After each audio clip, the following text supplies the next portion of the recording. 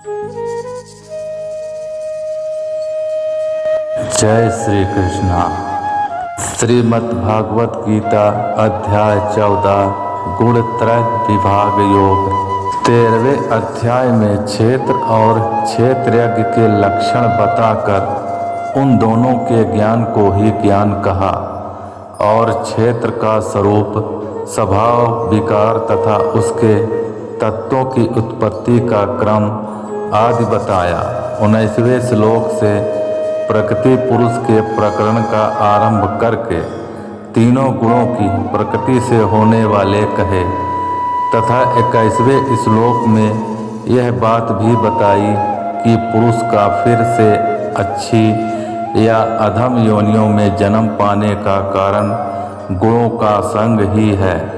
अब उस सत्व, रज और तम इन तीनों गुणों के संग से किस योनियों में जन्म होता है, गुणों से छूटने का उपाय कौन सा है, गुणों से छूटे हुए पुरुष का लक्षण तथा आचरण कैसा होता है, इन सब बातों को जानने की स्वाभाविक ही इच्छा होती है। इसलिए उस विषय को स्पष्ट करने के लिए 14वें अध्याय का आरंभ करते हैं। 13वें अध्याय में वर्णन किए गए ज्ञान को ज़्यादा स्पष्टता पूर्वक समझाने के लिए भगवान श्री कृष्ण 14वें अध्याय के पहले 2 श्लोक में ज्ञान का महत्व बताकर फिर से उसका वर्णन करते हैं। श्री भगवान ने कहा, हे अर्जुन, समस्त ज्ञानों में भी सर्वश्रेष्ठ इस परम ज्ञान को मैं तेरे लिए फिर से कहता हूँ, जिसे जानकर सभी संत मुनियों ने इस संसार से मुक्त होकर परम सिद्धि को प्राप्त किया है। इस ज्ञान में स्थिर होकर वह मनुष्य मेरे जैसे स्वभाव को ही प्राप्त होता है। वह जीव ना तो सृष्टि के प्रारंभ में फिर से उत्पन्न ही होता है और न ही प्रलय के समय कभी व्याकुल होता है। हे भारतवंशी, मेरी यह 8 तत्वों वाली जड़ प्रकृति, जल, अग्नि, वायु, पृथ्वी, आकाश, मन, बुद्धि और अहंकार ही समस्त वस्तुओं को उत्पन्न करने वाली योनि माता है और मैं ही ब्रह्म आत्मा रूप में चेतन रूपी बीज को स्थापित करता हूँ। इस जड़ चेतन के संयोग से ही सभी चर अचर प्राणियों का जन्म संभव होता है। हे कुंती पुत्र, समस्त योनियों जो भी शरीर धारण करने वाले प्राणी उत्पन्न होते हैं, उन सभी को धारण करने वाली ही जड़ प्रकृति ही माता है और मैं ही ब्रह्म आत्मा रूपी बीज को स्थापित करने वाला पिता हूँ। हे महाबाहो अर्जुन, सात्विक गुण, राजसिक गुण और तामसिक गुण, यह तीनों गुण भौतिक प्रकृति से ही उत्पन्न होते हैं। प्रकृति से उत्पन्न तीनों गुणों के कारण ही अविनाशी जीवात्मा शरीर में बंध जाती है।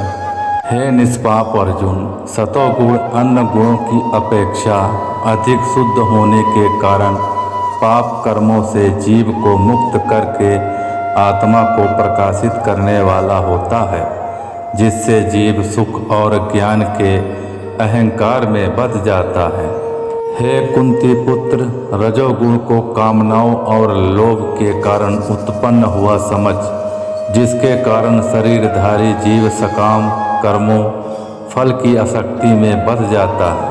हे भारतवंशी, तमोगुण को शरीर के प्रति मोह के कारण अज्ञान से उत्पन्न हुआ समझ, जिसके कारण जीव प्रमाद, पागलपन में व्यर्थ के कार्य करने की प्रवृत्ति, आलस्य, आज के कार्य को कल पर टालने की प्रवृत्ति और निद्रा, अचेत अवस्था में न करने योग्य कार्य करने की प्रवृत्ति द्वारा बच जाता है। हे अर्जुन, सतोगुण मनुष्य को सुख में बांधता है, रजोगुण मनुष्य को सकाम कर्म में बांधता है और तमोगुण मनुष्य के ज्ञान को ढककर प्रमाद में बांधता है। हे भारतवंशी अर्जुन, रजोगुण और तमोगुण के घटने पर सतोगुण बढ़ता है, सतोगुण और रजोगुण के घटने पर तमोगुण बढ़ता है। इस प्रकार तमोगुण और सतोगुण के घटने पर तमोगुण बढ़ता है। जिस समय इसके शरीर सभी 9 द्वारों, 2 आँखें, 2 कान, 2 नथुने, मुख, गुद्दा और उपस्थ में ज्ञान का प्रकाश उत्पन्न होता है, उस समय सतोगुण विशेष बुद्धि को प्राप्त होता है।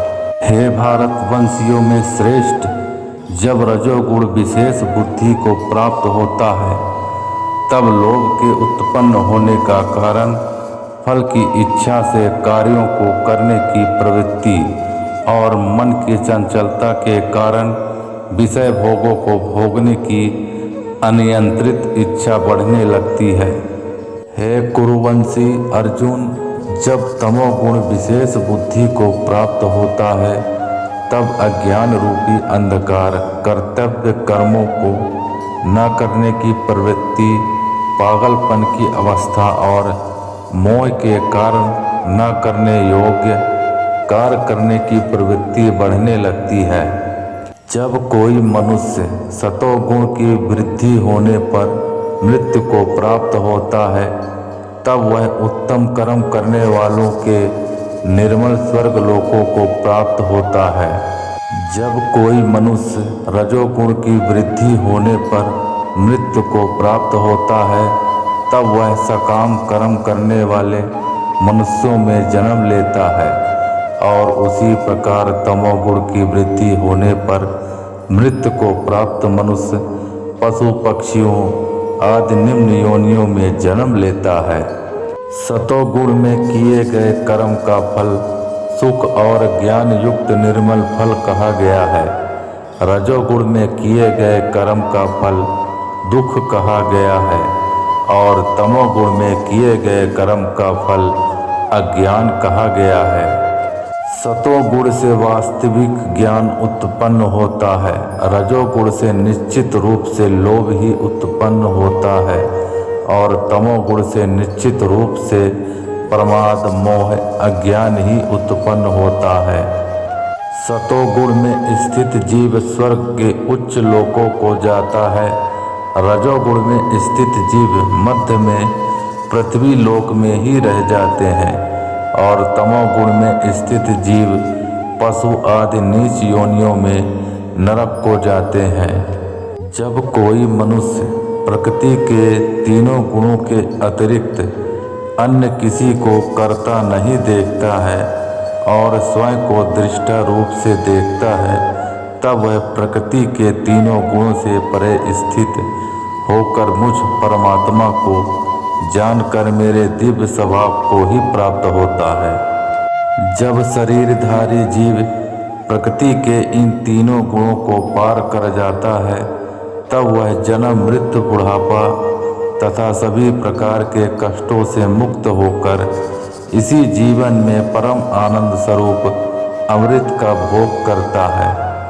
अर्जुन ने पूछा, हे प्रभु, प्रकृति के तीनों गुणों को पार किया हुआ मनुष्य किन लक्षणों के द्वारा जाना जाता है और उसका आचरण कैसा होता है तथा वह मनुष्य प्रकृति के तीनों गुणों को किस प्रकार से पार कर पाता है? श्री भगवान ने कहा, जो मनुष्य ईश्वरीय ज्ञान रूपी प्रकाश सतोगुण तथा कर्म करने में आसक्ति रजोगुण तथा मोह रूपी अज्ञान तमोगुण के बढ़ने पर कभी भी उनसे घृणा नहीं करता है तथा समान भाव में स्थित होकर न तो उनमें प्रवृत्ति ही होता है और न ही उनसे निर्वृत्त होने की इच्छा ही करता है। जो उदासीन भाव में स्थित रहकर किसी भी गुण के आने जाने से विचलित नहीं होता है और गुणों को ही कार्य करते हुए जानकर एक ही भाव में स्थिर रहता है। जो सुख और दुख में समान भाव में स्थित रहता है, जो अपने आत्म भाव में स्थित रहता है, जो मिट्टी, पत्थर और स्वर्ण को एक समान समझता है, जिसके लिए न तो कोई प्रिय होता है और न ही कोई अप्रिय होता है, तथा जो निंदा और स्तुति में अपना धीरज नहीं खोता है, जो मान और अपमान को एक समान समझता है, जो मित्र और शत्रु के पक्ष में समान भाव में रहता है तथा जिसमें सभी कर्मों के करते हुए भी कर्तापन का भाव नहीं होता है, ऐसे मनुष्य को प्रकृति के गुणों से अतीत कहा जाता है। जो मनुष्य हर परिस्थिति में बिना विचलित हुए अनन्य भाव से मेरी भक्ति में स्थिर रहता है, वह भक्त प्रकृति के तीनों गुणों को अतिशीघ्र पार करके ब्रह्म पद पर स्थित हो जाता है। उस अविनाशी ब्रह्म पद का मैं ही अमृत स्वरूप, शाश्वत स्वरूप, धर्म स्वरूप और परम आनंद स्वरूप एकमात्र आश्रय हूँ। इस प्रकार उपनिषद, ब्रह्म विद्या तथा योग शास्त्र रूप श्रीमद् भागवत गीता के श्री कृष्ण अर्जुन संवाद में प्राकृतिक गुण विभाग योग नाम का 14वां अध्याय संपूर्ण हुआ।